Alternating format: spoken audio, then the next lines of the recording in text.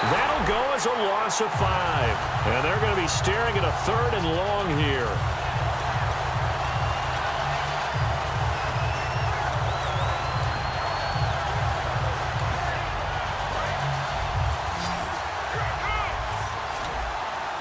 They come out 5 wide, 3 of them to the right side. Here's Prescott. And that is incomplete.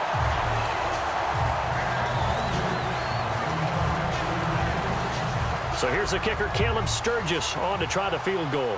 From the right hash, it's a 38-yard attempt. And Sturgis able to knock it through. And high fives for that one as that drive ends in 3. So a good kick there, and they finish off the drive with 3. And that should be the goal for an offense. Finish each drive with points. So that's a nice job there to come away with at least something.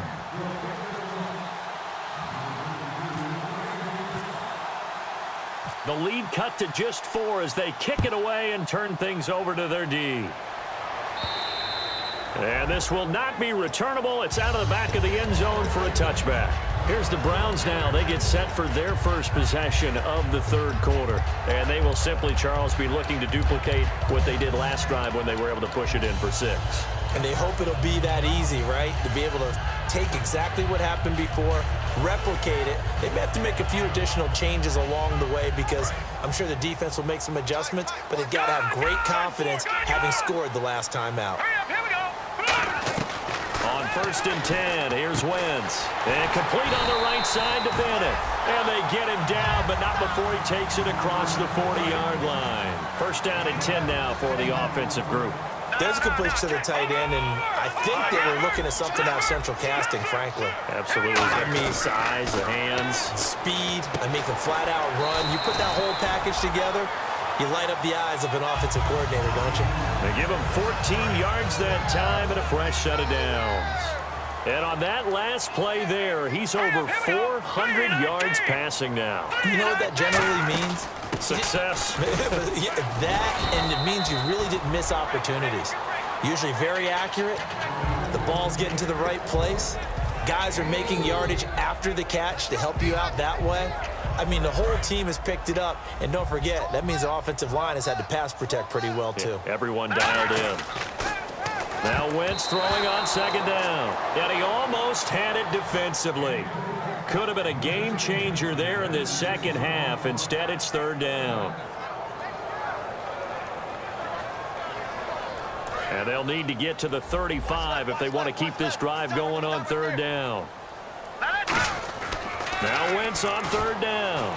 He's going to fire one deep over the middle. And he couldn't hang on to it through the contact. Incomplete. On any passes in the middle of the field, anyone who's going after the football is going to be conscious that it's probably going to be contested and often physically. Sometimes that leads to drops. So they're going to come to the line here, and it appears try to go for it on 4th.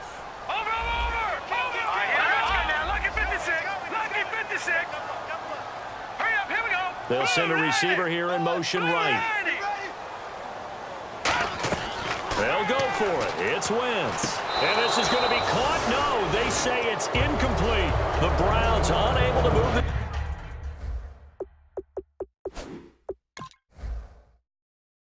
chains on 4th down. And the Lions will take over.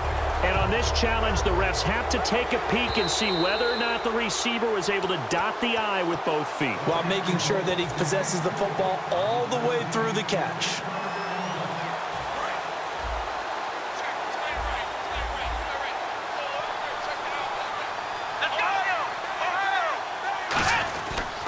They'll try and get the running game going with Bell. And he takes it past the 45 and down at the 46. It's a 6-yard pickup, and it gets him to 2nd and 4. I know the toss play begins with the guy taking the snap and turning around and tossing it to the runner. But where the real intrigue is, can they seal the edge? Whether it's an offensive tackle or a tight end in the direction they want to run the football. If they do that, that's the result that you get, that type of a gain. If they don't, oftentimes it's not a very successful play. If you're a defender, one of the fun things about playing zone defenses, especially in today's football, is that it's not as static as it was in the good old days, meaning you just drop to a point and reacted to the football. Now you end up with a lot of man-to-man principles once you get into your zone defense. In other words, get to your assignment and then locate a guy coming into your area, and then you end up covering. Trying to get it to Wheaton, and it's intercepted. A great read, and it's picked off. And they take over. They'll set up shop at the 46-yard line. And now Cleveland geared up to take the field. And this offense last time turned it over, went for it on fourth, didn't get it. They're lucky, though, because no points against the team on the board, but we'll see how they respond. Yeah, they've got to get a lot of credit to their defensive teammates, don't they? They had their backs on that last series, and because they did so, that allows the coach to still stay aggressive on offense and maybe go for it again in a similar situation. I was going to say maybe makes that offense feel good when you know you've got a defense making stands like that. Yeah, that'll loosen up things a little bit, won't it? Maybe you'll play a little bit better the next time you have the ball. They're going to hurry back to the line now. Slot man moves right. Wentz now to throw. He's going to rifle one deep left side.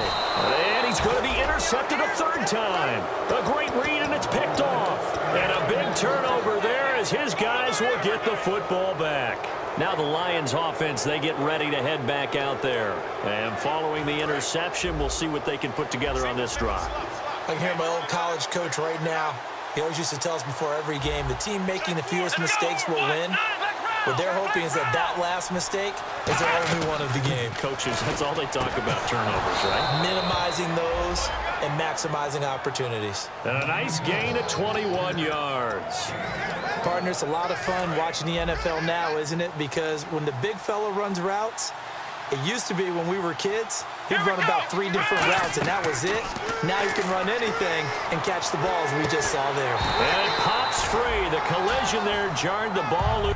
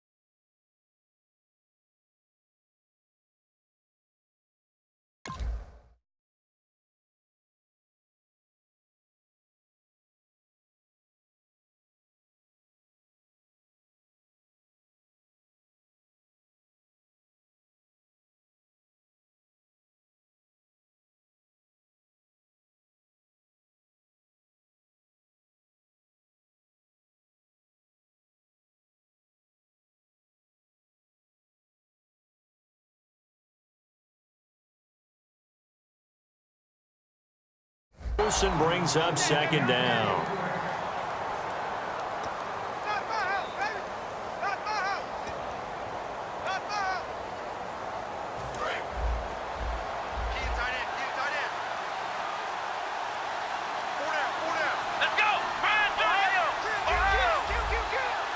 And he motions the wide receiver. And 2nd and 10, he'll look to throw again. He's got time toward the sideline, and look at that catch. Dragging the toes, and that's going to be a first down. Well done. And with that last play, he's now up over that 300-yard mark. And in today's NFL, it almost feels routine. And I hate that when you talk about a 300-yard passing game. To me, 300 yards still signifies excellence, and he's achieved that in this performance. So the offense has it 1st and 10. Let's go. They'll run it now out of the gun. And he'll push his way up to about the 44 here. Credit him with a 1-yard gain there to make it 2nd and 9. Looking to speed things up here, going with some tempo. That was a really nice play, be able to stack that one up. When they get back in the huddle, he's got to tell his guys up front, great job. They kept people off of him, allowed him to run free and make the hit on the runner. Filled the gap nicely, kept him to just a 1-yard gain. I know most of the time when the ball's in the air, you're thinking wide receiver, tight end, but running backs, they can be a big part of any passing offense nowadays. Completed pass on 2nd down. Now it's 3rd down as the defense looks for the stop. Let's go.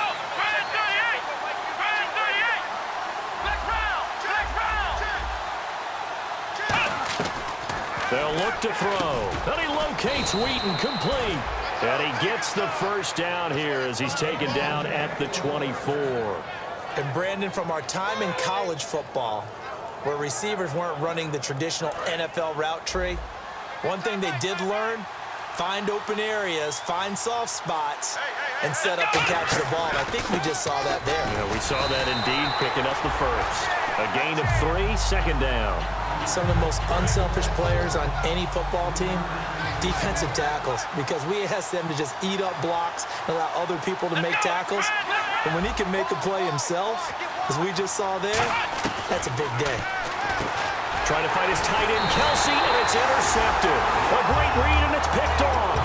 And his guys are going to take over at the 21-yard line. And now Cleveland geared up to take the field. And 3 interceptions in this game. And I would have to think, I wasn't a quarterback, but number 4 is kind of, oh, you're like, oh, man, I can't throw 4. No, what's interesting is, what do the coaches decide to do now? Having thrown 3, do you alter your offensive strategy? Do you take the ball out of his hands and maybe turn to the running game? Or do you have that supreme confidence that he's going to turn things around? We'll see what they do. Trying to shake off the interception. He'll look to throw. Trying to get that in the hands of Devontae Freeman that time. And it's second down.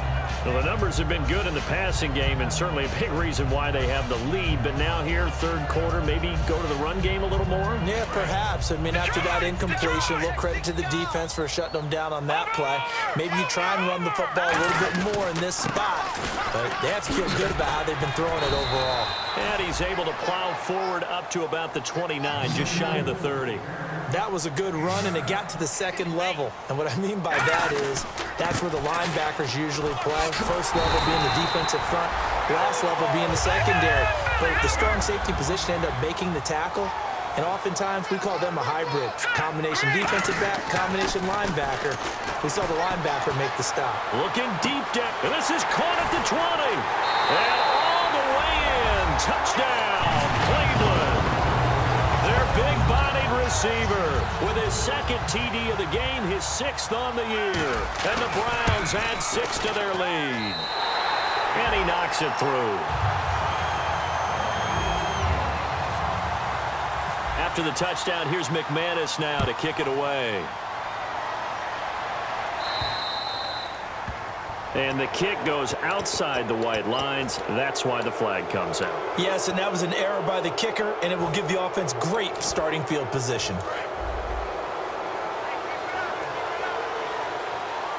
They come out 5 wide, 3 of them to the right side. Here's Prescott. And he's taken down. This will be a Brown sack. K.J. Wright from his outside linebacker spot, forcing the sack for a loss of 8. Now they'll throw here out of the gun. And incomplete there. A nice hit. Jars the ball free and brings up third down. It looked like they had something there, but I think that he was thinking about running with the football before he actually hauled it in, and that led to a big drop.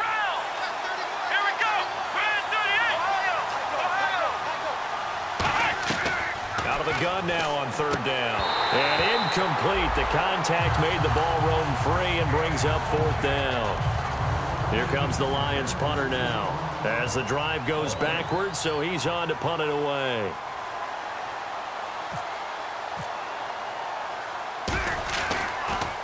He's averaging just under 50 yards a punt as he gets this away. Pulled in at the 24. 40 yards on the punt, 2 on the return, and the offense will come back onto the field with a 1st and 10. Heading out is the Cleveland offense now as they get set to take over here. And they were able to punch it in the end zone last time. They'll be looking to do that again here for the defense. Obviously, they'll be looking to stop them from punching it back in the end zone. It always is punch, counter punch, isn't it? And which team has the... That's caught inside the 20. And all the way in. Touchdown, Cleveland. A big play there with touchdown number 3 in the game and 6 on the year. And the Browns add on to their lead. Now McManus to tack on the extra point. And the lead is up to 18 now.